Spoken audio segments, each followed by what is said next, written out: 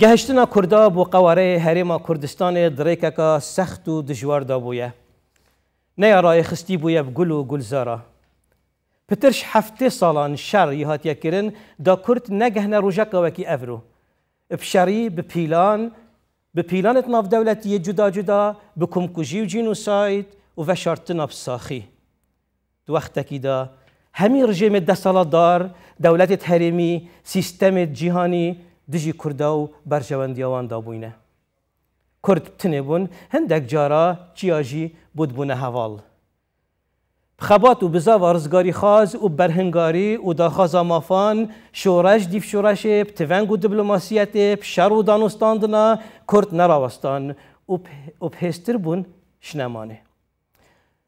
Dagirkirina Kuwêtê şilayê Iraqê ve duyê heştê 1990 terazî hatine guhartin berjewendiya Kurda û xebata wan da. Serhildana pîrûz piştî 5 heyvan ji dagirkirina Kuwêtê, piştî heyvekê kûça milyonî, paşî biryara 688 ya Encûmenê Asayîşa Navdewletî li 5/4/1991 gul ser bingehê beyana 11 Adarê ya sala 1907 hate nexşekirin û sinûrê di vê qewarê Herêma Kurdistanê hatine destnîşankirin. Mêjûeka sext û dijwar e. Nabît bêtejbîrkirin, ji hejiya bêtexandin û vekolîn serbê nekirin, nifşê nî ser agehdar bît.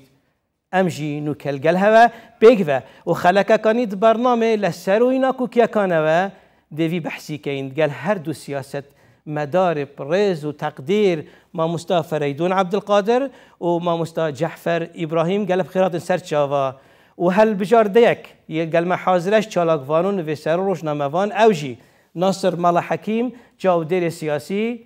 Terze Mihemed çalakwan, Erşeşwanî mamostayî Zanku, Karoka ve nivêser û çavdêr.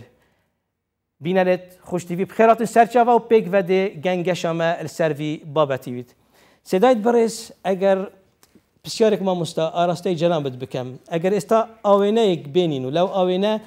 mêjûyî 70 sal li damezrandinê Iraq ta ême gehîştîne qewarê Herêmî Kurdistan û ew şere ciyaciyakan, li layan rejême ciyaciyakan we legel Kurd, ew berhingareyî kiraye. Cenabet çۆn دەتوانی بۆ me baz bikey li çendêrek ew 70 sala bîne pêş çawan. وەڵا ئەگەر ئەوڕێ لە ئەو زەمانە بینەوە هەر لە پاش ئیتیفاقی سایکس-پیکۆوە بۆ دابەشکردنی ئەم مەنتیقەیە کورد چالاکوانەکانیان هوشارەکانیان کەوتنە خۆیان و تەقەلایەکی زۆر درا بۆ ئەوەی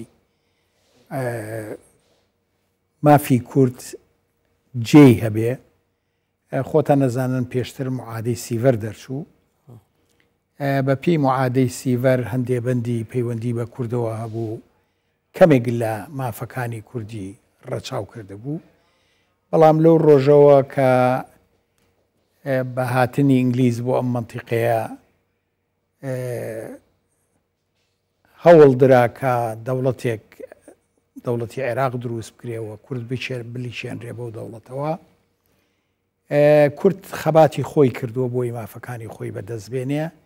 بالمقابلیش لەم مەنتیقەیە ئینگلیز و حکوومەتی عێراق هەوڵی خۆیان داوە بۆ ئەوەی نێڵن کورد بە مافەکانی خۆی بکە. ڕەنگە تاریخی بەگژاچوونی عێراق، دەوڵەتی عێراقی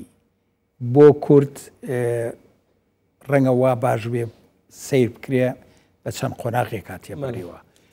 قۆناغی یەکەمی ئەوە بوو کە دەوڵەتی عێراقی ویست جێگیر بێ، سیما و تەرکیب و ئەوەی جێبگرێ و ببێ بە ئەندام لە عوسبەتی ئومەماوە لە مەنتیقی کەشە جێ بێتەوە، ببێ بە ئەمریشی واقعی ڕێبکە بەنەوعێک ڕوبەڕووی داخوازیەکانی کورد وە جوڵانەوەکانی کورد بووە. کوردیش خۆتان نەزانن لە ساڵی 1990 شێ مەحموود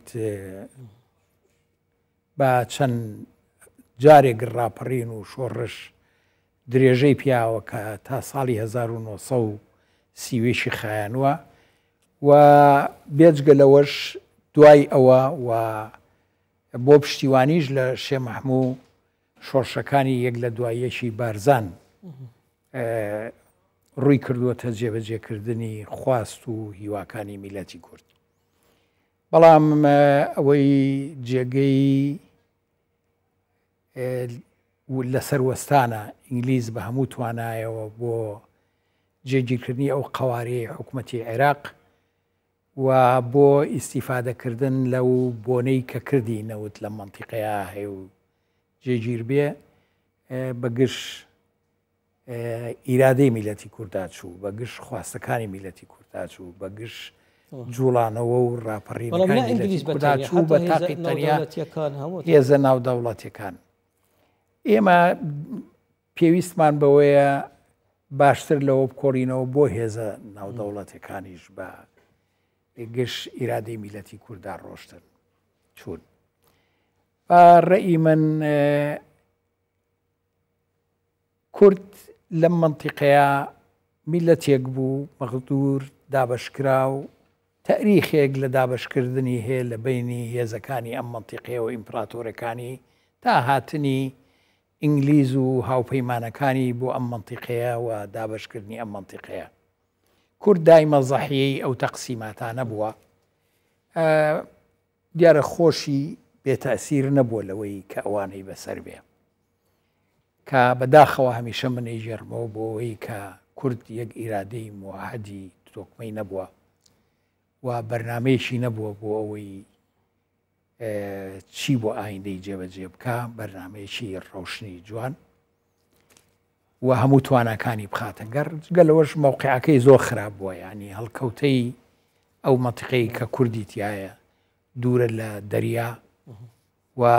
بەسەر داگیرکەرەکانیان تەقسیم کرایانی گاڵتەنیە تا ئەمڕۆ ئەم واقعە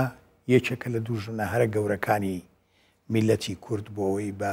ئاواتەکانی خۆی بگاوەکو ئەو بیلەتانەی کە لە منتیقەیە توانیان دەوڵەتی قەومی خۆیان هەبێ و ڕێگەی گەشەکردن و بۆ پێشەوە چوون بگەرنەبەر. سیدا هەفتێ ساڵ شەڕ دژی کووردا ئەو ڕژێمێت شارکردین هەمی نەمان هەرێکێ بچارە نوێسێکێ تراجیدی ئەگە بەغدێنە شانشین وەختی مەلەکی چ لە هاتن عەبدولکەریم قاسم چ سەری هات عەبدولسەلام عارف چ سەری هات ئەحمەد حەسەن بەکر هات چ لێ هات سەدام حوسێن یعنی هەمی ئەف سیستەم و ڕژێمێت کو دژی کووردا شارکردی ڕاستە کووردا ئیبادەوانە نەکرد بەس ئەو هاتنە ئیبادەکردن و کێشە کوردی دۆزا کوردی خوددان و سەرکێش و پلایەن و مان و بەردەوام بوون. جەنابێتە چات بەغدەتە ئەوێ خاڵێ وڵا خۆی ئەگە بگەڕێنە مێژوو مەبەستمان مێژوو بیت بۆ کورد پێی نەیتوانێت دەوڵەت دروست کرد بۆ خەڵکی تەتوانیە دەبێ بگەڕینەوە فاکتەرێ مرۆڤی مرۆڤێ کورد و گەلێ کورد پڕاستی بەری دەوڵەتە عێراقیژی کۆڵ نەدایە ئەوەژ وەکی خەڵکی دنیاەدا خەباتە خۆیان کردی ئیماراتێت خۆی تاواکردین و ڕاستە کیانەی گرتی نەبووە کیانەی دەوڵەتی نەبووە بەس هەولێت داین یعنی هەولێت بۆ داین وەش پێکهاتنە دەوڵەتە عێراقی و هێرڤە ڕاستە ئەو ڕژێمێت کوردستانە عێراقی داگر کردی ئەو ڕژێم نەمان بەس عێراق ما ئەو عێراق ما ئەوە هاتی ئاواکردن ئەوە مەبەستەوا بوو دەوڵەتێکی پێکینن کە مەفرۆزە ڤێڕەنگی نەبووە مەفرۆزە لە دیفت ڕێکەفتنە سیڤەر معهدە سیڤەر و حتا ڕێکەفتنە یعنی وەکی عێراق چوات عوزبەت المامدا مەرجێت وێ هەبوون 1932 دویا شێوازی حکمڕانیە العێراقی في شکلی نەبە دویا مافێت گەلێ کوردستانی پاڕستی بانە نهات بەنە پێشێلکردن هاتنە پێشێلکردن وەستەم بەردام بوو جوداهی مابینە وان ڕژێما ئەوێت کورد داگرکردین ئەوێت کورد سەدەمکردین کو چوینە و کورتمان بەهایەوێ گەلک بوو بەهاوێ حقت گەلک ژان مناگوتی وەس کەیفان مبالغێ نایێت بابەتیانە ئینسان باخەوێت کورد گەلێکی زیندوو نەبووە کورد ئیبادەت بوو گەلێکی زیندوو بوو شێخۆل سەرپێت خۆ بگریت ئەگینە ئەو مرناوان و چووناوان کودەتا بوو ئینقلاب بوو مرن بوو هەر ڕنگێکە بێت ئان کومەلگای دین و دەوڵەتی هات ڕژێمە سەدامی شکان بەس ئێمە ام كيميا باران كرين جينوسايد كرين انفال كرين قرق كرين يعني الزيركيه زيركي وجيري زيركيا كردانه با جيريا كردانه با عملت قشنا قناغ درست بجن هر بلاتك دي قشنا كردابا هند شرط دجي هاتينا كرن هند بيلان دجي هاتينا كرن هند جواك ناف دولتي دجي راوستي دولة هرمي احتمال نشيبا بمينيتن بس كرد مان رايا من تفنگا كردي ارمانجا خو بكينا بس وار سياسته دا سياستا كردي بجد بوچي او يكشمان اسبابك كفريدوني بحسكر اراده او بش اراده يگرتي سياسته دا منش ارمانجا خو وكو بيست بك بينين و ميجوا شوي هميه دا بله ما مستا اگر تماشای او رژیم جیا بکین یک تقلیدی هرچند دجی یکترن للاین فکری للاین ایدئولوژی للاین سیستمی حکم بلام همویان تجربه پیش خوان دوباره دکن دجی مثلا مرحله ملکی دجی کرد راوستا رویشت عبدالکریم قاسم انقلاب سر کرد عبدالکریم قاسمش هات هر اشتکه دوباره کرد رویشت همون نظامش دست به کمیکس او باشی لگل کرد تعامل لگن دوای دشت مرحله دجاتی و شر جناب سیاسی کی مخضرمی سیاست مداری کی بناوبانگی تجربه باشد بینی ولگل ام همون رژیمانه يعني مطلع الى سريان بوتش رژیمك دست لیتر ورناگرید هر دوباره اخطاء و هلوستکان پیش خود کد برانبر کرد من پێم وایە ئەبێ بە پێچوانەوە سەیریکەین بەڵێ بۆچی ڕژێمەکان هەمویان دەرسێکیان لە یەکتری وەرگرتووە ئەو دەرسەی کە ئێمە ئەیخوازین ئەو دەرسە وەربگرن کە شکستیان هێنا واز بێنن ئەوە وەرناگرن ئەو دەرسە وەرەگرن چۆن یەک لە دوای یەک کورد تهدیدێکە هەمویان بە تهدیدێک سەریان کردووە سەرەتا بۆ ئەوەی دەوڵەتی عێراقی بەو شکڵەی ویستویانە دروست بێ و جێگیر بێ دوایی بۆ ئەوەی ئەو دەوڵەتە ئیستیمرار بکە صراع لە بینی مرکزیەت و لا مرکزیەتە صراع لە بینی ئەوەی هەموو ئەوانەی ویستویانە دەوڵەتی عێراق لەسەر قاچی خۆی بوەستێ ویستویانە دەوڵەتێکی مرکزی لە عێراقا هەبێ و هێزی خۆی هەبێ و ئیعتیماد بکەنە سەری کوردیش ویست حەقی ویستووە ئەوەی کورد ئەوێ ڕووی لە لا مرکزیەتە لە مرکزیەتە جێ نابێتەوە یعنی ئەم صراع لە بینی لا مرکزیەتی کە کورد ئەیخوازێ کە جێی هەبێ حقوقی هەبێ ئیدارەی خۆی بکە لەگەڵ مرکزیەتەی کە ڕژێمە یەک لە دوای یەکەکان ئەیانەوێ صراعی هەیە یەک ناگرێت لەبەرەوە هەمویان عینەن شت ئیستیمراریان کردەوە عینەن شت ئیستیمرارەکەن یعنی من دوایی ئەینە سەر ئەوەی حتا ئێستا عینە نەزعە هەیە نەزعی مرکزیەت زڵی لا مرکزیەت لەبەر ئەوە من بەش بە حەقی خۆم ئەمە لەوا ئەبینم لە زۆر وڵاتی دواکەوتووە پەیوەندی لە ناو دەوڵەتێکا کە دوو نەتەوەی ئەساسی تیابێ نەتەوەی سەردەست و نەتەوەی بندەست و بەپی ئەو مافانەی کە هەموو دنیا سەلمانویانە بۆ نەتەوەکان کە حەقی مافی چارەی خۆنووسینیان هەیە ئەم نەتەوە سەردەستانە کە دەوڵەتەکاندا ئەمەزرێنن دەوڵەتەکە بەهی خۆیان نەزانن دەوڵەتەکە بەهی هەمومان نازانن ئێمە لەو دەوڵەتە تەنانەت وەکو عیلاقەی ژنومێرد سەیریان کردووە عیلاقەی ژنومێرد بەڵام لە چ وڵاتێکە لە وڵاتە دواکەوتوەکانە کە ژن حەقی تەلاقی نییە کە وا ئەزانێ ئەوە مارە بڕی خۆیەتی و هەرچی ئەو ئەمری پێ بکە بێ ئەوە جێبەجێ بکە یعنی کورد وا سیر نەکراوە کە لە وڵاتە مافی هەیە شەریکە لە وڵاتانە حتا ئەوانەی کە هاتن بە ناچاری دەستوریاندانە قانونیاندانە سەلماندیان کە کورد و عەرەب پێکەوە شەریکن لە وڵاتە درێژیان بە وەفا نەدا بەرامبەر بەو عادە بەرامبەر بۆ قسانەی کە کردیان بۆ میلەتانی منتیقەکە و بۆ میلەتی کورد لەبەرەوە ئێمە بێ باش لە جەوهەری ئەو سیراع بگەین ئەمە سیراع لە بینی نەتەوەی سەردەست و نەتەوەی بندەستە چۆن نەتەوەی سەردەست سەیری نەتەوەی بندەست دەکاوە نەتەوەی بندەست چۆن سەیری ئەو دەوڵەتە مەرکەزیە کاکە نەتەوەی سەردەست ئەیانەوێ دروستی بکەن. ئەم سراعە درێژە ئەشێشێ لە بینی مەرکەزیەت وەلا مەرکەزیەت تا ئەمانە لەسەر ئەو عەقڵیەتە بن وا بزانن کە ئەتوانن ئەو عێراقا بە زەبری مەرکەزیەت و بە زەبر و زەنگ بیپارێزن. سيدا يعني كان باخذنا في ميجوي هر چند صالت كو هر رژیمك هات بيت تفهم قال كردها بيت يا شيء دولتك مستقر بيت وبرف بيش وبتشيتو ويعني مجالات جدا جدا ده بس كفتت حالة الشريدة أوجي ضررت كت وكرجي ضررت كان أف رجيمة تبيجي جارك نجهنا قناعتك تجاشتنك كو قال كردا بجهنا تفهمك بيجوا وبيجوا في العراق برا باشترا خويا ما بريار نبو يعني دولة تشتكى نظام السياسي تشتكي تشتكي جوازه نظام السياسي نظام السياسي عراقي هلا زماني ملكي ديمقراطية تكسست بو ونظام مؤسسات نبو نظام مؤسساتك تازة كوبي بيست كان كربو لبريطانيا على اساس موديلي كحكمراني وكو موديلي بريطانيا بين العراق وكان واو شيء وازا ركز برس نبو بلان بمؤسسات بو تيسان لا دروي بغداد هر قانون كان دانا بو تايبت بو بغداد قانون اخوان نيتواني كرد براويز خران مناطق يدش براويز خران كرد نتويا العراق براويزي ناتواني براويزي قبول كان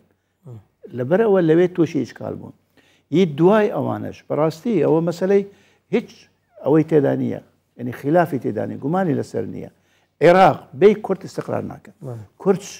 شريك راستقينا نبيت استقرار ناكا لبرشي كرد توشياري نتوي كرد زود استيبيكر وقشي كرد خاصة لشورش ايلول شورش ايلول كأم شورش قهشت اللوتكا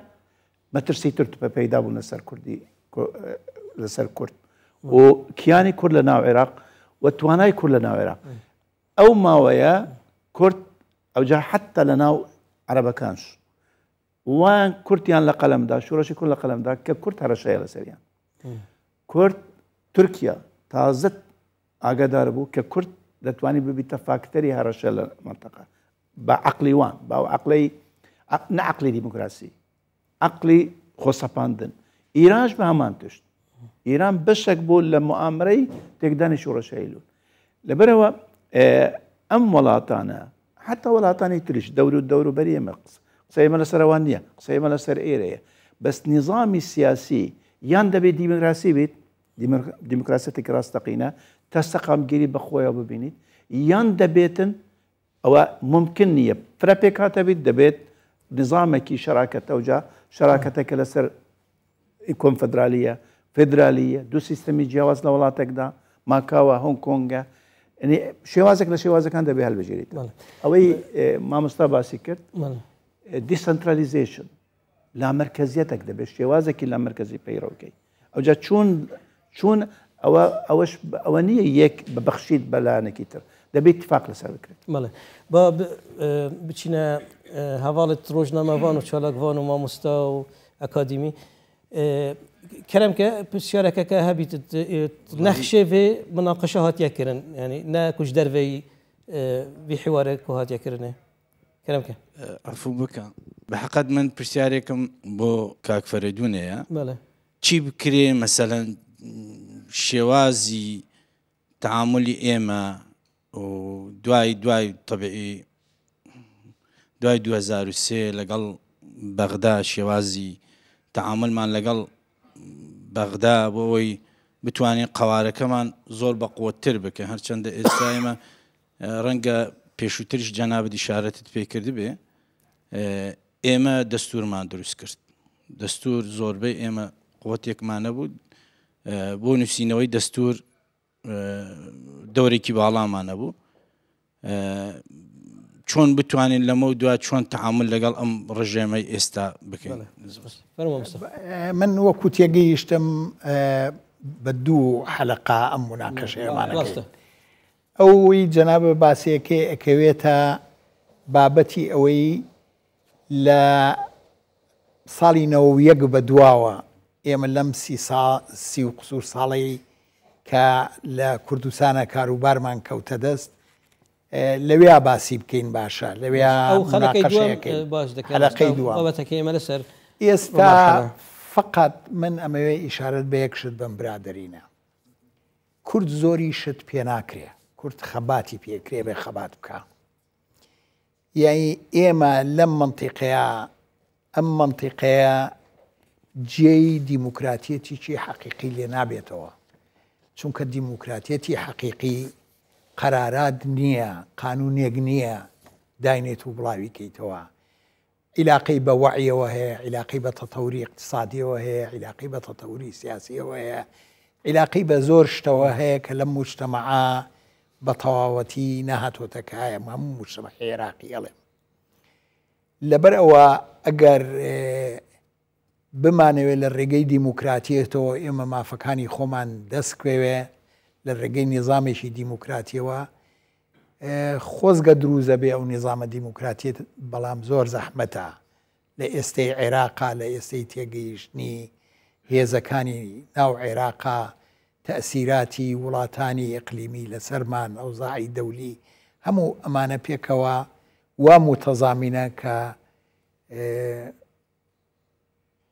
بیرکردنەوە لە هاتنەکایی نیظامێکی عێراقی بەو معنایی ئێمە ئەمانەوەیە مافی ئێمەی تیا پارێزراو بێ مافی هەموو کەمە نەتەوایەتەکانی کەی تیا پارێزراو بێ تۆزێ زەحمەتە یای لە خەیاڵەوە نزیکە ئێمە خەباتێکی دوور و درێژمان لازمە بۆ ئەوەی ئیتیفاقێ لەگەڵ مەرکەزا بکەین ئەو ئیتیفاقەتە ئیتیفاقا بێ ئێمە شەریک بین لە حکوم لە عێراقا لە هەموو شتێکە لە سامانیا لە قەراراتی سیاسی و بەڕێوەبردننی سیاسەتە لە هەموو لایەنێکەوە و ئەبێ لە عێراقا تەوازون هەبێ یعنی تەوازون لە بینی واقعی ئێمە و ئەوەی کە لە عێراقا حکومڕانیەکە و ئەبێ تیان بگەێنین ینی خەبات بکەین ئەم لا مرکزیەتیان لە حکومە قوبڵ بێت چونکە هەر کەسی هێتە سەر حکوم ئەوێ بەحساب وا ئەزانێ بە مرکزیت ئەو سەرکەوتووە بێ ئەوێ هەموو قەراراتی هەموو سەرجەمی عێراق لە دەستی ئەوە بێ و لە ڕووی سیاسیەوە لە ڕووی اقتصادیەوە لە ڕووی کۆمەڵایەتیەوە لە ڕووی ڕووناکبیریەوە ئێمە ئەو خەباتەمان لازمە ئەو خەباتە بکەین کە لەوانەی بگەێنین کە ئێمە لە عێراقا هەر جەماعەتێ لەسەر کار بێ ئەبێ ئیتیفاقیشیان لەگەڵ بکەین کە ئێمە بە شەریک بزانن و لە هەموو شتێکی عێراقا ئێمە شەریک بین و جگە لەوەش قوبوڵیان بێن نەوعی لە تەوازون لە عێراقا قوبوڵ بکرێ و ئەوانە بیر لەوە نەکەنەوە هەموو شتێ بگرنە دەستی مرکز و مرکزێتی خۆیان بچەسپێنن لە عێراقی ئێمە مشکلێکی زۆر گەورەمان هەیە کە دوایینە سەرباسیەوە ئێمە وازانین حکوومەتێکی ئیتیحادی فیدرالی لە عێراقا هەیە لە حقەتەوانیە من خۆم لە نووسینەوەی دەستوری عێراقا بووم لە چێشمەی کێشەکانیا بووم عێراق حکوومەتێکی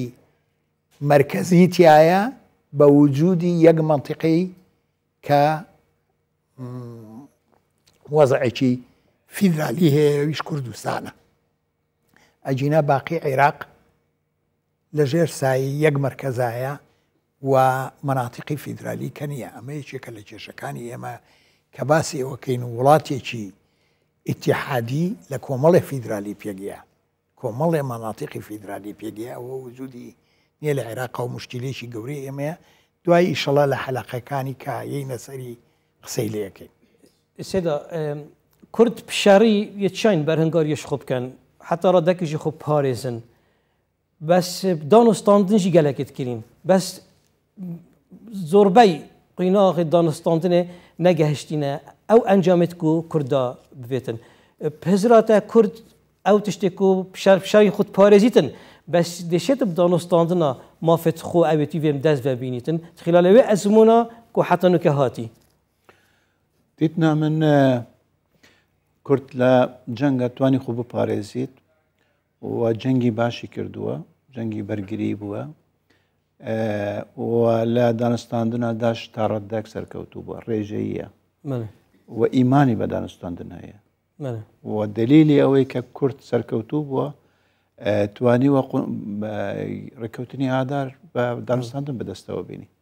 2003 و ئەم لایە دیسا بە دانوستاندن ئێستش لە دانوستاندەکان کورد ناڵێم زۆر دەوڵەمەندە کەلچەری دانوستاندن و نیگۆشیێشن ئەوانە دەنێم زۆر دەوڵەمەندە بەس دەتوانێت ئیدارەی خۆ بکات طرفی مقابل ئەوەی تو دانوستاندن لەگەڵ دەکەی دەبێ بپرسی ئەمە کێیە تەسەور دەکەم ئەگە بینی ئێمە و بینی بەغدا بیت کورد دەتوانێت براوە بیت بەس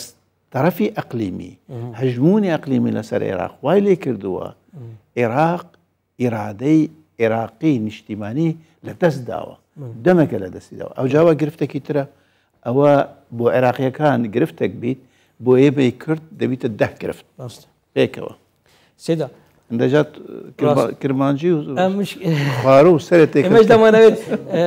بە قسەی من هەندێک بادینیە هەندێک جار عنوانی بەرنامەژەکە بە سۆرانیە بە سۆرانی قسە دەکەین دەمانەوێت تێکەڵاو بکەین سۆرمانجی بیت باش مامۆستا یەک تعلیقم هەیە بەڵێ برادەرینەوە کە سەری مفاوەزاک دەکەن یعنی دانوساندن یەکێکە لە معرەکەکانی کە ینی درێژەیە و خەڵکی شەرە ینی تۆ دایما ئەبێ بزانی ئەسبابی یان فاکتەرەکانی قووەتی تۆ لە کوایە کاچی بووە خۆ نیە ئێمە نەزانین قسە بکەین کاچین بۆ مفاوەزات بەڵام لەوێش چی فاکتەری قووەتمان هەیە ئەوە یارمەتیمانەیە لەوەی ئامانجەکانمان بەدەست بێنین سێدا ماڵە مستەفا بارزانی وەختێکی داهات دەرگەهێت بەغدا قوتان دویات گەلبگەهتە تشتێکی بەغدا دەرگەه لێ نەڤەکردن چۆ ئیرانێ کۆمارە مەهابات لێرێ شەڕ گەلهاتەکردنێ چوو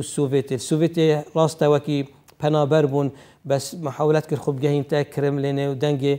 قەزیا خەلکی خۆک و کوردم گەهینتە سوڤێتی وێگافی دەولەتەکە زلهێز بوو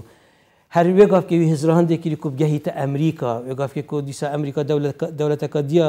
زلهێز بووە ینی هزرا شۆڕەشگێرێت کورد ئان هزرا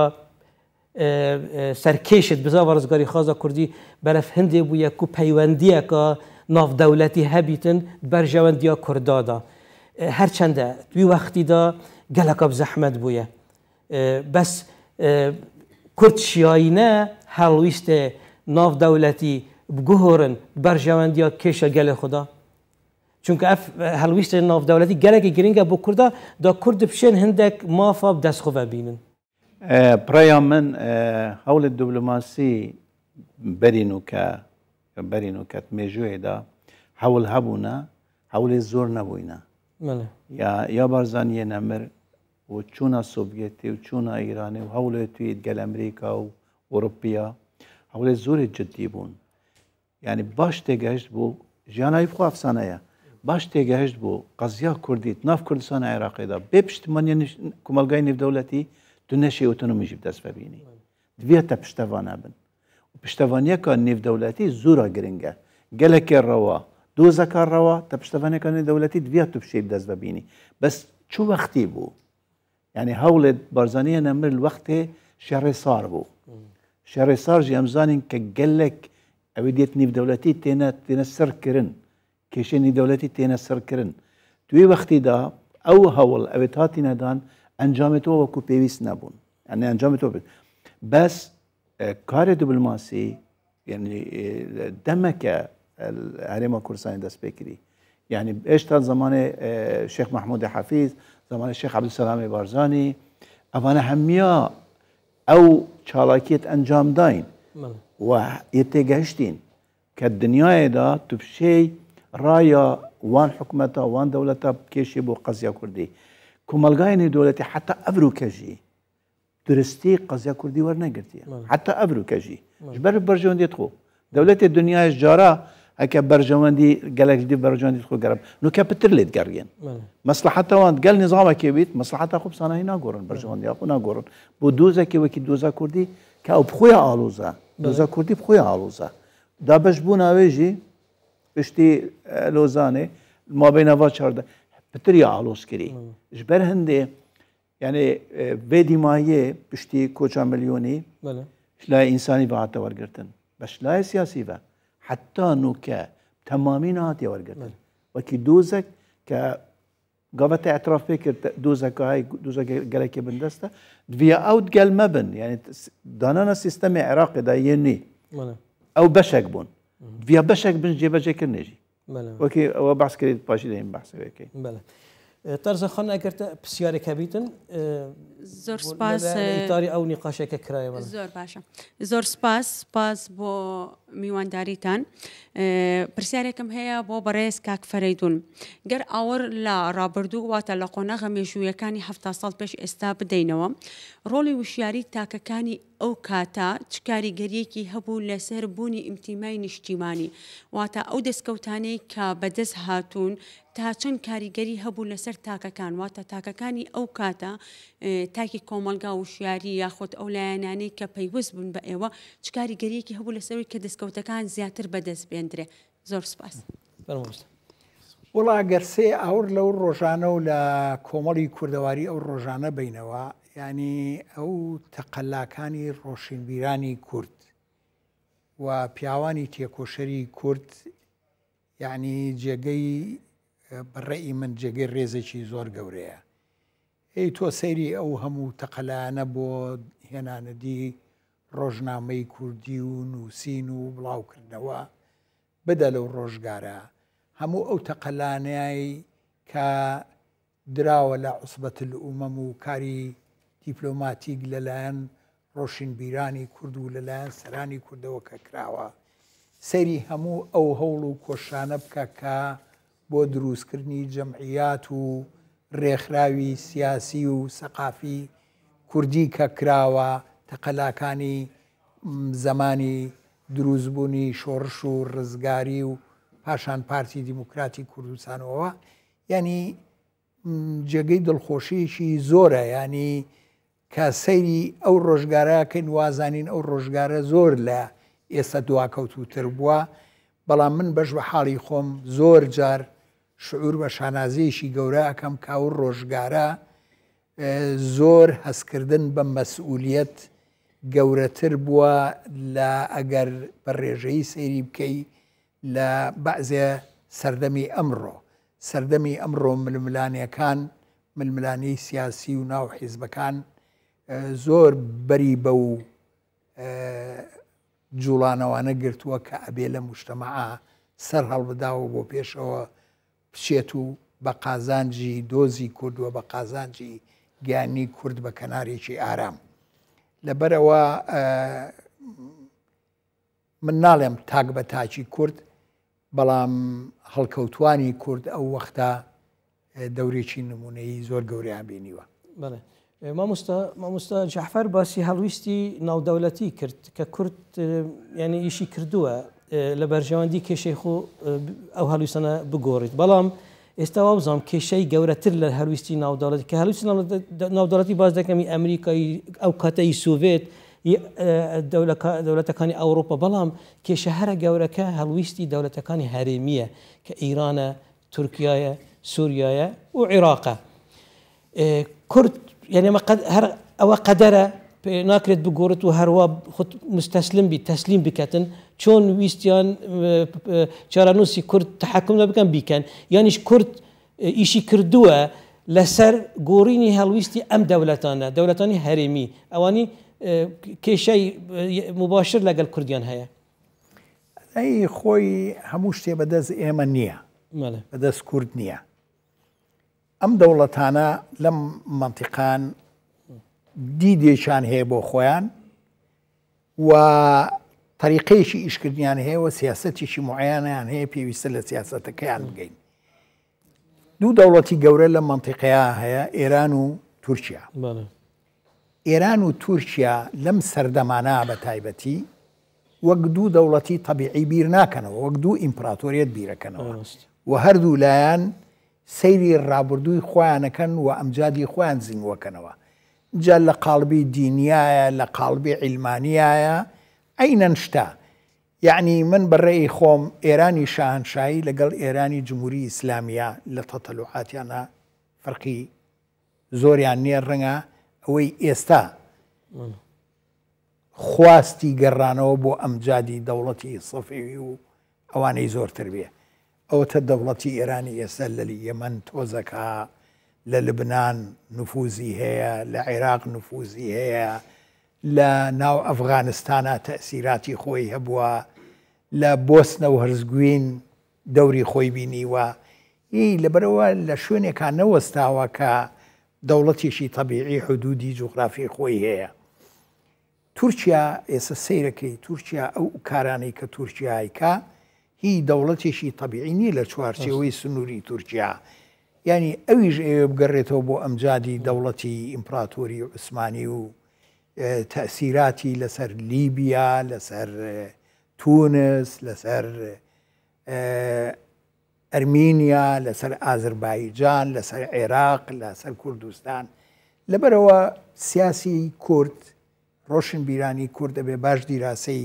ئەو تەوەجوهات و ئەو بۆ هینە بکەن وەتی بگەن بزانن لە کۆ ئێمە ئەتوانین تاسیر بکەینە سەر سیاسەتی ئەمانە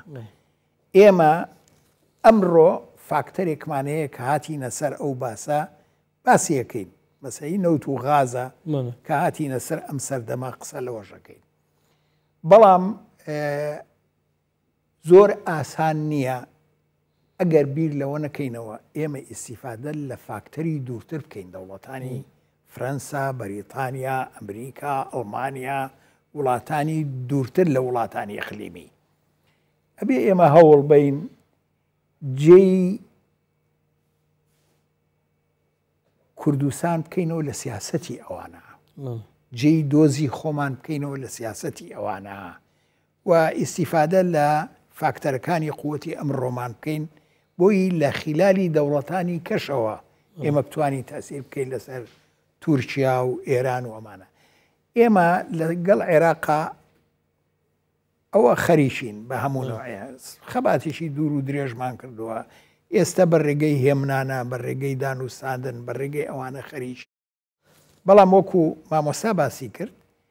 عێراق دەوڵەتێکی سربەخۆ نیە سیادەی خۆی پاراستە بێ قراری سیاسی خۆی هەمووی بەدەست خۆی بێ ئێران تەسیرێکی زۆر زۆر گەورەی هەیە لەسەر عێراق و لەسەر هەموو هەوڵێکی ئێمە بۆ ڕێکەوتن لەگەڵ بەغا دێزڤرینە هەواڵت میێوان گەلمە ڕۆژنامەوان و مامۆستای زانکۆیە و چاودێر و نوێسەر مامۆستا ئەرشەد شوانی مامۆستای زانکۆ ئەگەر پرسیارێکت هەبیت بۆ مامۆستایەک لە هەردووک مامۆستان و دوای کاک کاروش هەر سوالی پرسیاری خۆ بکە چکە کاتەکەمان ئەترسین تەواو ببیتن پرسیارەکانی خۆ بکەن زۆر باشە من پرسیارێک لە هەردوو مامۆستای بەڕێز دەکەم قەت زەردەواڵە دەبێت بە پەپولە ئەگەر مایک نزیکەی زەحمە نەبێت قەت زەردەواڵە دەبێت بە پەپولە یعنی زەردەواڵە دەبێتە پەپولە چکە ئێمە باس لە دوو قۆناغ دەکەم پرسیارەکەم لە دوو قۆناغە ئێمە لە دوو قۆناغەیە گرتو بووینە لەو 70 ساڵی کە ئەم بەرنامەی لەسرە قۆناغێکیان پێ دەگوترێت شێوڕەشی ئەیلول قۆناغێکیش ڕاپەڕینەکە بوو بەهێزترین کاتی کورد لەم 70 ساڵە لەم دوو سەردەمای بوو چونکە یەک گرتو و یەک هەڵوێست بوون تەنها لە ڕووی نەتەوەیەوە لە ڕووی چەکداریەوە لە ڕووی سیاسی لاواز بوون لە ڕووی دیپلۆماسی لاواز بوون لە ڕووی یاسایی لاواز بوون بەڵام چەچیمە چەچێکی نەتەوەیی بوو یەک هەڵوێستی بوو هەر کاتێک زەردەواڵەکان ئەوانی ناوە خۆی ئەقلیمی عێراقی بە پەپولە سیرکراوە لەلایەن حزبە سیاسەکانی هەرێمی کوردستان کیانی هەرێمی کوردستان سیاسەتی هەرێمی کوردستان دیپلۆماسیەتی هەرێمی کوردستان بەرەو لاوازی چووە بۆچی ئێمەی سیاسی لە هەرێمی کوردستان یا حزبە سیاسەکان بەردەوام ئەم هەڵە دووبارە دەکەینەوە زەردەواڵەکان دەکەینە پەپولە باش دکتۆر کاروتش پرسیاری خۆ بکە پرسیارەکەی من بۆ هەردوو مامۆستای ئازیزان پرسیارەکەم منە پوختێکم و لە باوەتی بەرنامەکەیە ئاوردینەوە لە 70 ساڵی ڕابردووە بینی دایمە خەباتی ڕزگاری خوازی کورد بەستراوەتەوە بە سەرکەوتنی نەتەوەی عەرەبەوە بۆ نمونە لە 11 ئازار دروشمەکەی چی بوو ئۆتۆنۆمی بۆ کوردستان دیموکراتی و عێراق لە مفاوزاتی یەکێتی نیشتیمانی کوردستانە ئۆتۆنۆمی ڕاستەقینە بۆ کوردستان دیموکراتی بۆ عێراق بۆچی هێشتا ناسیۆنالیزمی کوردی گوتاری نەتەوەی خۆی بەسێتەوە بە سەرکەوتنی نەتەوەی عەرەبەوە پرسیارەکەی من ئەم بابەتەیە یعنی هەستەکەم من ئەمە زۆر پوخت بێت باش زۆر سپاسدانەکەم مامۆستا فەرموون وەلا مامۆستا جەعفەر دەست پێ بکەین وڵا خۆی زەردەواڵە نابێتە پەپۆلە ئەوە لە مەحالەکانە و تەسەور دەکەم سیاست دەبێت بەژیری بکرێت ڕاست دەکەی دەبێت ئەوەی ڕکابەری خۆت باش بناسی و بە پێی ئەو پێناسە دەبێ معاملەی لەگەڵ بکەی تەسەور دەکەم گرفتی مە لە تشخیص نەبووە لە چارەسەرەکان ئێمە توش بووینە چارەسەریش لێرەدا ئەو واقعی ئێمە باز دەکەین واقعکی سەختە زۆر جار بڕیار لە نەچاری دراون یعنی لە سیاستدا ڕاستە لاوازی بە ئێمەوە زۆر دیارە چالاکی سیاسی چالاکی نەوعی سیاسی ئەوە بابەتێکی خلافیشە ئەوەی دووام هەر بە کورتی دەڵێم یعنی ئەوەی علاقەتی بە ئەوەی کاک کارۆ باس کردی مۆزوع دیموکراسیەت قەناعەتە مەبدەها تەسەوەر دەکەم ئەوە دۆزی کوردی نەبەستراوە ئۆتۆماتیکی بەوە بەڵام تو باسی چارەسەری سیاسی دەکەی لە وڵاتێکدا داوای جیابوونەوەمان نەکردووە لە وڵاتە دیموکراسی زۆرورەتەکە زۆرەتێکی مجتەماعیە مەبدەە میکانیزمە لە مەبدە خەڵکی عێراقیش داوای دیموکراسی دەکەن کە تو هاوبەشی لەگەڵیان خۆتش دەبێت ڕێگای دیموکراسی بگرێ بەر لە حکومڕانیدا تاکرەویمانەیە مۆنۆکراتیمانەیە ثیۆکراتیمانەیە دیموکراسیمانەیە ئەو اختیارەش تەسەوەر دەکەم اختیارێکی گونجاوە بەڵام دۆزی نەتەوەیی هەمیشە زاڵ بووە بەسەر خیتابی کوردستانیەکان ئێستاش دۆزی نەتەوەیی نەبیتن لە عێراقدا تەسەوەر دەکەن ئیستیفتا ڕاپرسی 2017 جوانترین وێنە باشترین وێنە بوو لەو خیتابە نەتەوەیە کە گەشتە لۆتکە تو بێ ئەوەی تەرەفی مقابل شەریکی تو هاوبەش بی لەگەڵ تو دەتوانی بڕیاری خۆ بدەیت لەبەرەوە ئەوەی مەرحەلەی لە کاتی خۆشداوای لە مەرکەزیمان کردووە معنایەوە نییە تو واز لە دۆزی نەتەوەی تێناوە دۆزی توی نەتەوەی لەبەر هەلومەرجی مەوزوعی نەک زاتی هەندەجا پەرتەواز بین بەڵام خەبات بەردەوام بووە یەکگرتووی طبیعی ئاسانتر دەتوانی کات دەتوانی نرخەکەی زۆر باشتر بەدەستەوە بینی لەبەرەوە ئەو مەسلەی مەرحەلی تەسەوەر دەکەم لەسەر حسابی خیتابی نەتەوەی نیە ئەوە ڕێی منە مامۆستا ئەرشەد وڵاوەی باسی کاک ئەرشەد بکەم مناڵ بووم لەگەڵ ڕەفیقەکانی مناڵما دایمە کە شارە زەردەواڵا مواجه هەمانە کرد تەختەیەکمان پێ بوو تەختەیەکی درێژ بۆی زەردەواڵەکان کوژین پێمانەوە نەیەن کورد دایمە بۆ مواجهەی زەردەواڵە دوو ڕێگەی گرتوتە بەر ڕێگەیشی خۆپاراستن ڕێگەیەشی ئەوەی کە تەختەیەکیش بگرێ بە دەستێەوە زەردەواڵە پێتەوە دات ئەوێت تۆ بکوژێت تۆش بەرەنگاری بیتەوە کورد هەردووشی جێبەجێ کردووە کورد وە سەرانی کورد لە هیچ قۆناغێکە لیان تێکچوو بێ زەردەواڵیان بە پەپولە تەماشا کرد بێ بەڵام واقعەکەی ئەو واقعە زۆر سەختە کە بۆ کورد دروست بووە تۆ لە عێراقا ئەتەوێ مافەکانی خۆ بەدەستبێنی پارچەکانی کەی کوردستان ئەیانەوێ حقوقی خۆیان دەستکەوێ ئەو دەوڵەتانە هەمویان چوار دەوڵەت هەیە لە دەوروشتمان هەر چواریان مەسلحەتیان لەوایە کە تەکبیرێک لە کورد بکەن چۆن کۆت و پەیوەندی کەن چۆن جوڵانەوەی بۆ پێشەوە نەچێە چۆن دەنگی نەگاتە هەموو شوێنێک چۆن ئاستی ڕووناکبیری و تێگەیشتنی وا گەشەنەکە کە مەترسی لەسەر بە حسابی خۆیان کورد تهدیدی ئەمنی قەومی ئەوانەکە لای خۆیان هەمویان وا سەیری کورد و جوڵانەوەی کورد و خواستەکانی کوردەکەن کە تهدیدی ئەمنی قەومی ئەوانەکە وەک لە بیدایەتە بۆم باسکردن هەموو لایەک پێی وایە کوردی مارە کردووە ینی ماوەیەکی زۆر من زۆر سوپاسی جەنابی کاک مەسعود دەکەم کە ئەو جورئەتەی بە خەرجار ریفراندۆمی کرد کورد دایمە پاکانەی کردو و توێتی ئینفیسالی نیم گەورەترین تاوان بووە لە لای نەتەوەکانی سەردەست و لە لای نیزامەکانی ئەو نەتەوانە نیزامەکانی ئەو دەوڵەتانە کە بە کوردیان و تۆ ئینفیسالی وە نەزعی ئینفیسالی لایەن نەزعەیەکی زۆر خەتەر بووە تادیدی ئەمنی قەومی ئەوانی کردووە لەبەرەوە تەبریریان دۆزیوەتەوە بێن بە گشتە لە ناوە بەرن بۆی ئەو خەتەرە لەسەر ئەمنی قەومیان نەبێ. بۆ یەکەم جار کورد وتی بەڵێ حەقی خۆمە ئینفیسالیش بم و لە سا 92 میلەتی کورد دەنگی دا بە جیابوونەوە، بەڵام شەرایطەکان مناسیب نییە. ئەو بەحسێکی کەیە وەزعی دەولی پێنەگەیشتووە، قازانجی وەزعی دەولی ئیقلیمی لەوە نییە پارچێک لە پارچەکانی کوردستان یا میلەتی کورد بە هیواکانی خۆی بگە. لەبەر ئەوە برادەرینە سیاست بە خەیاڵ ناکرێ. بۆ ئەوەی سیاست فەنی تحقیقی ممکناتە لە کاروبار لە ممکن لە خارجی ئەوە زەحمەتە بتوانی شتێ بکەی. حتا ئەو شیعارەی کە بەرز کراوەوە جەناب وتێ دیموکراتیەت بۆ عێراق و ئۆتۆنۆمی بۆ کوردستان یا دیموکراتیەت بۆ عێراق و ماف بۆ خەڵکی کوردستان، ئەوە لەو چوارچێوایە کە کورد لەوە ترساوە پێی بڵێن ئینفیسالی. جوڵانەوەی کورد لەوە ترساوە کەسەی کرێ بە جوڵانەوەیکی ئینفیسالی کە ئینفیسال حەقی خۆیەتی. ژن و مێردێگە گەر بەیەکەوە سەیر نەژی نەتوانن بژین ڕێگەی ئینفیساڵ هەڵبژێرن. ئەمە کۆن سیاسیەکانی دنیا مفەکیرەکانی دنیا زۆر قسەیان لە معالەجەی ئەم مەشاکیلانە کردووە لە بینی نەتەوەی سەردەست و نەتەوەی بندەستە، لە بینی نظامەکانی نەتەوەی سەردەست و نەتەوەی بندەستە. بە ناوی هەموو نەتەوەکانەوە ئەم نظام و ئەم دەوڵەتانە دروست بووە، بەڵام لە حەقیقەتە ئەوە تعبیرە لە ئێرادەی نەتەوەی سەردەست نەکی بندەست.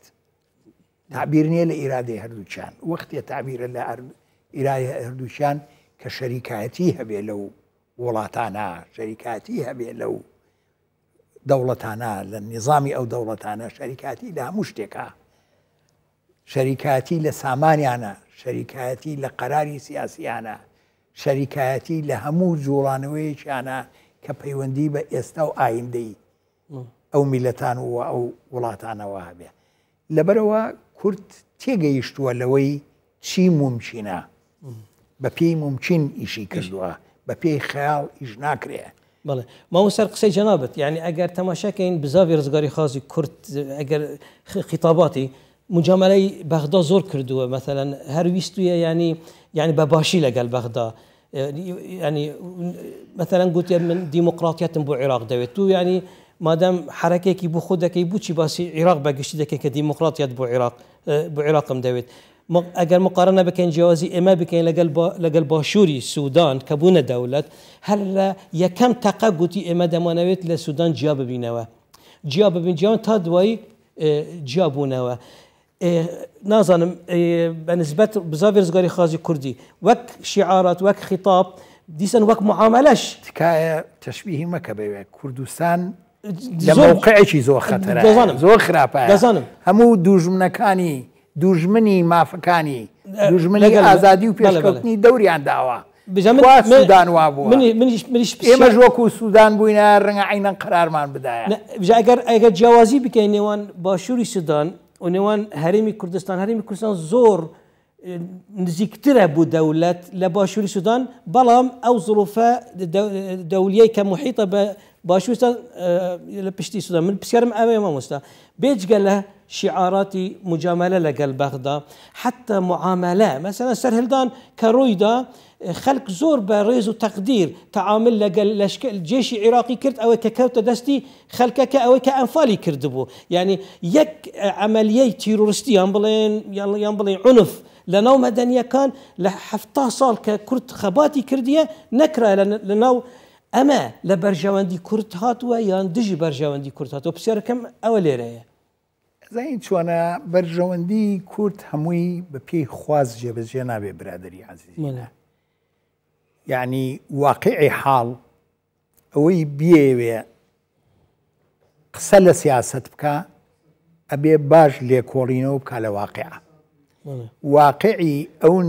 میلەتەی ئێمە و ئەو نیشتیمانەی ئێمە ئەوەیە تەقسیم بۆ لە بینی 4 دەوڵەتە یەکێک لە مشکلەکانی ئێمە لەلایەن دەوڵەتە گەورەکانی دنیاوە کە سەیری قەزەی کوردیان کردو سەیری کوردستانیان کردووە دایمە وتویانە مەسەن بڵێ ئێمە باشووری کوردستان بڵین وتویانە ئەوانە بایی ئەوەنگە مەوریدیان نییە کە بتوانن ئیداری خۆیان ئەوانە لە سەر بەحر نزیک نین بتوانن نەوتی خۆیان تەزدیر بکەنەوانە هەر مەجبورن یا لە ڕێگەی تورکیاوە یا لە ڕێگەی ئێرانەوە یا لە ڕێگەی عێراقەوە ئەو محاسەرەی کە کورتێتی ئەو واقع سەختەی کە کورتێتی زۆر کۆتوبەندی بۆ دروست کردووە ڕەنگە گەنجێک خواستی زۆرە زۆر لەو کۆتوبەندانە نەگا دیراسەی نەکرد بێت تێی نەگەیشت بێ سەرکردەکانی کورتی جوڵانەوەی کورد بە درێژایی ئەو 7 ساڵەی تۆ وتوتە و بە درێژایی ئەم 30 ساڵی کە ئێستا تیاین ئەو کووت و پەیوەندانە دایما زیندوو بوون تعاملیان لەگەڵ مەشاعیر و سیاست و تەقەلاکانمان کردووە سێدابەری بەرنامەی خواندی مهم بینین حەسکەین جەنابێتە ئەگە تعقیبەکە بیسەر پرسیارە من کردی ئاخیرێ وڵا پرسیارە تەکری زۆر پرسیارەکە مەزنە ئەنێ پراستی جەنگێژی ڕەوشتی خۆی هەی ڕەوشتی کومەڵاتی ڕەوشتی جەنگی ناوی تێکلکەین گەل معاملە سیاسی ڕێیا منە یعنی وەختی خۆدا خەڵکی ماهاتە نەفیکردن بۆ ئەمبار بۆ خاروی عێراقی ڕێزەکە مەزن لە هاتەگەکە نەگوت یاوە ئەبا کوڕێتمەیەت کوشتین نەگوت ئەو ئەخلاقی کومەڵاتی ئەخلاقی اجتیماعیە بەرەمبەروێژی دیتنا من تووی خەلکی هەمیە دەوەکی بۆست نەکەین وەکی هەرسەکەین دەوەکی گەلک ڕێیا من ئەو بڕیارەکە یا ژیر بوو و هەم بوو دۆزا کوردی هەم بۆ پشتیوانە نێودەوڵەتی تشتێکی باش من شتێکە بۆ باس بکەم لە ڕاپەڕینە من سەرپەرشتی سلێمانی و هەموو گەرمیانمە کرد زیاتر لە 20,000 ئەسیرم هەبووە هی جێشی عێراقی بزابت و ئەوانە پارەشمان نەبوو بەخوا پارێشی کەممان هەبوو ئەماندا بەوانە حەقی ئەوەی پێی بڕۆنەوە لە ڕێگان نەمرن لە برسا هەمویانمان ئازاد کرد من یەکێ لە مەسوولەکانی خۆمان بەرقەیەکی بۆ کردم ئەڵێ تۆ بۆ لە خۆتەوە هەموو خەڵکانە وتم هەر نانم نییە بیان نەمێ بازێ واقع هەیە ینی ئێستا خەڵگەی ژێڕێتەوە دوورە لێ ئاگای لێ نییە بە نەوعیش کە تەماشایەکە بە زەیب نظامێ نەبریە بە زەیب نظامێ نەبریە زۆر سپاس مامۆستا فرەیدۆن عەبدولقادر مامۆستا جەعفەر ئیبراهیم دوو سیاسەتمەدارێت بەڕێزک و بەشێکی مەزن ژیانە خۆت گەل بزاوە ڕزگاری خازە کوردی بۆراندی سپاسیا میوانت خۆیت ڕۆژنامەوان و چالاکوان و مامۆستای زانکۆی و ئەکادیمیتکەین و ئامادە بوون لێ بەرنامەیە لەسەر و ناکوکیەکانەوە مە خەلەکە مای سەر 32 ساڵ عمرێ قواری هەرێمە کوردستانێ و ئەو گەفت بووینە مەترسی سەر نەهێلانە ڤی قوارەی و بەردەوامبوونا ڤی قوارەی حتا خەلەکە بێت بخاترە هەوە و خودی گەل هەوە بیت ئێمەش سپاسی هەموو لایەک دەست